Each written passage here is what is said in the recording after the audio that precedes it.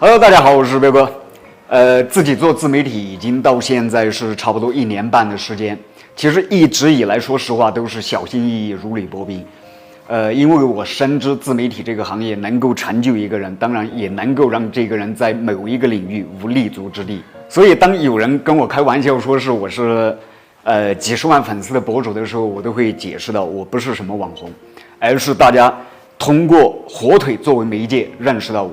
而且我也一直在告诫自己，我走的并不是什么网红路线，而是产品路线。而且我也坚信，像我们这种美食博主，必须要以品质才能赢得市场。很多粉丝朋友，其实一开始认识我是从烧洗火腿到火腿的修割、切割，认为非常解压，然后慢慢认识我。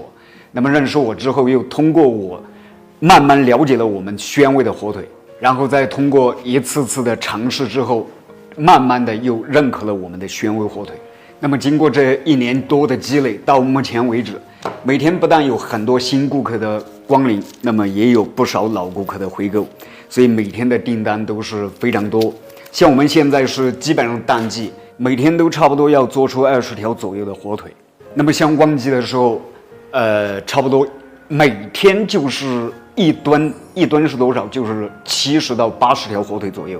那么我们说的旺季呢，就是中秋节和春节，而且每天做这些火腿的话，都是，我负责粗加工，也就是修整切割，然后我老婆负责，精修，然后包装，都不敢说是找外人来帮忙，因为品质可能有的时候得不到很好的把控，所以现在请来帮忙的人就是表妹他们来负责，信息的回复和视频的拍摄。可能是订单越来越多吧，所以可能就忽略了最近这段时间也是有不少的新朋友关注到我们。因为我从一开始的视频开始是给大家介绍我们农家火腿的所有特点，但是最近我也发觉这样的视频讲解越来越少，所以这段时间有很多新朋友买到我们的产品之后，都或多或少有这样或者那样的问题。那么今天我们就先来给大家讲一下这个昨天晚上那位朋友所说的那个肥瘦的问题。虽然说我和我的产品不能做到每一个人都能够喜欢，特别是食品不能满足每一个人的口味，但是用良心做事是我一直坚持的原则。比如说昨天晚上的那个肥瘦的问题，如果是老粉丝的话，大家应该都知道，我一开始在做自媒体讲解宣威火腿的时候，都有在跟大家介绍我们宣威农家火腿的一些特点。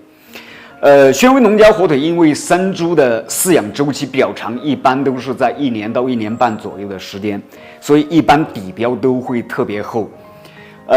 正常的底标是在2到3指左右，偏肥一点4指、5指的都有。那么最瘦的火腿可能是猪种改良以后有1指左右的底标。但是像那种火腿的话，口感可能会稍微要差一点，那肉质，感觉会稍微要柴一些。包括五花肉如此，都是有肥有瘦。其实要瘦非常简单。那么因为昨天晚上那个问题，今天我特地从市场上买了，一个火腿和1块五花肉。当然，这种品类跟我们平时售卖的品类是完全不是一个品种。当然，五花肉也是跟火腿一样，同样是有肥有瘦。因为之前也跟大家说过，我们这个五花肉是农家饲养的那种青猪的五花肉。其实，如果大家喜欢瘦的话，非常简单。今天因为昨天晚上那个肥瘦的问题，所以我特地从市场上买了，这个1条火腿，还有1块五花肉。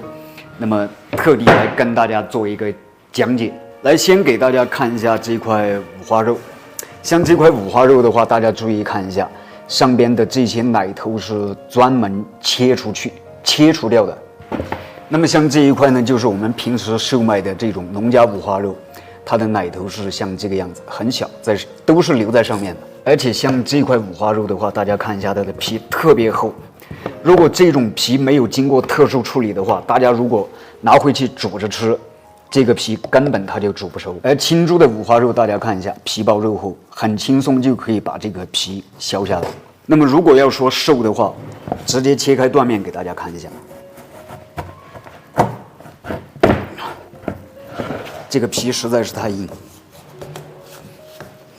不行，直接用机器吧。大家看一下它有多瘦，是不是大家非常喜欢的那种类型？我们再切开这一块我们的青猪五花，让大家看一下。这个就是我们青猪五花肉的断面，大家可以看一下它的肥瘦。其实像这种品相已经算是这种青猪里边最好的那一种，而且青猪五花的话，它肉头比较厚，特别像这种农家五花肉，它跟火腿一样，切开以后，它这个油光看起来是特别舒服，油润特别好。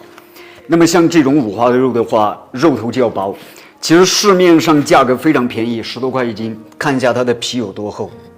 其实像这种五花肉的话，就算你敢吃，我也不敢卖。虽然说国家没有明令禁止售卖这种母猪的五花肉，但是说实话，良心上过不去。还有一种五花肉就是标猪五花肉，所谓的标猪就是饲养场里边，养殖的标准一般就是在100到150公斤之间，也就是我们所说的200到300斤。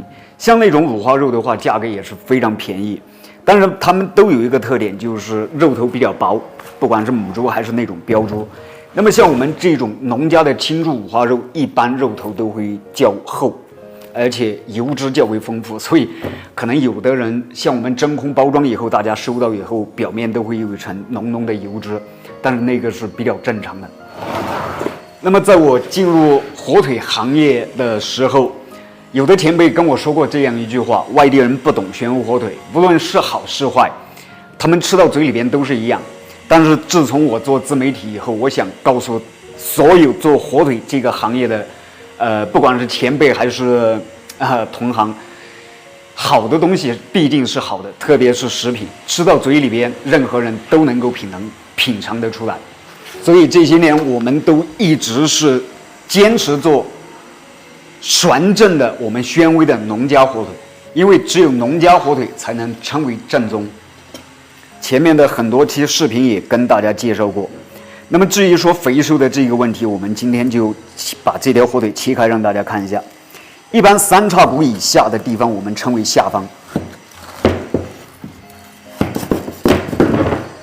看一下这块就是下方。那么下方部位因为整条火腿倒挂，而且底标较厚，所以它的油脂较重，盐分也会较重。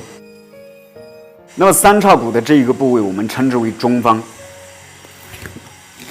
比如说昨天晚上的那一块，那位朋友的那一块中方就是这一块。那么像这一块火腿中方的话，这一个面大家看起来就是特别肥的那一种，但是像这个面的话，就是正常的中方部位的肥瘦比例。所以大家要说那一块火腿是不是中方，确定无疑，它就是一块中方。只不过可能是因为信息太多，朋友要求备注是偏瘦。可能信息太多的话，表妹没有忘记备注偏瘦，所以我们就是中方部位统一发货。虽然说这一件事情已经过去，也得到了这位朋友的谅解，但是还是要郑重的跟您说一声对不起啊。以后在这个方面我们一定会更加注意。火腿喜欢吃瘦的话，也是非常简单。像这种进口过来的火腿，大家看一下，像这条是没有角，其实也有一些是留有那个火爪在上面的，像这种火腿也是非常便宜啊。这个就是经常跟大家说的那一种皮上面就是瘦肉的火腿，给大家看一下，它的成本价可能在农家火腿的1半还不到。让大家看一下，像这种火腿就是特别瘦的那一种，基本上没有什么肥肉，而且大家可以看到这一条火腿跟我们昨天开的那条火腿的颜色差不多。所以这一条也是一条新腿，也就是1年不到，大家可以看一下。但是它的硬度，大家可以看一下它的硬度。所以像这样的火腿，它的盐味是特别重。给大家对比一下，我们这个农家火腿，这一条是2年多接近3年的火腿，它的肉质还是如此的绵软。但像这种火腿的话，虽然1年不到，但是它的肉确实比较硬。大家可以看一下我用的力度，再给大家看一下有多瘦，而且它的肉给大家跟农家火腿做一个对比，它又有这种油光、这种油润的话，那是不可能的事情。当然，为什么这样的火腿比较干硬？之前的视频里边有跟大家解释过这样的原因。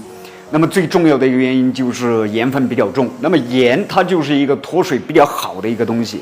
当然说到盐这个东西，也有很多朋友反映说火腿咸的这个问题。咸是避免不了，为什么？因为只要是火腿，它都是用食盐腌制，食盐它本来就是一个咸的东西。我们所说的低盐或者说是盐轻盐淡不咸之类，那么是相比于其他种类的火腿来说，农家火腿它属于低盐火腿，也就是在传统的烹饪方式下蒸煮炒炖，你用农家火腿来做主菜，它的盐味是很多人都能够接受的那一种。当然，除了很多朋友在用我们火腿做主菜的时候，少不了一些加盐啊、加酱油啊，或者加其他调味料，像这样的情况除外哈。一直在视频里边跟大家说的是，用我们这个玄武火腿做任何主菜的时候，千万不要放任何调料，我们吃就吃火腿的一个本味。当然，朋友们的意见和建议也是对我们一个不断的鞭策，让我们在以后的生活和工作当中都有一个不断的提升。那么我们这一期视频呢，也就跟大家分享到这个地方。有任何不懂或者需要问的，还是在评论区下方留言。观众朋友，我们下期视频再见。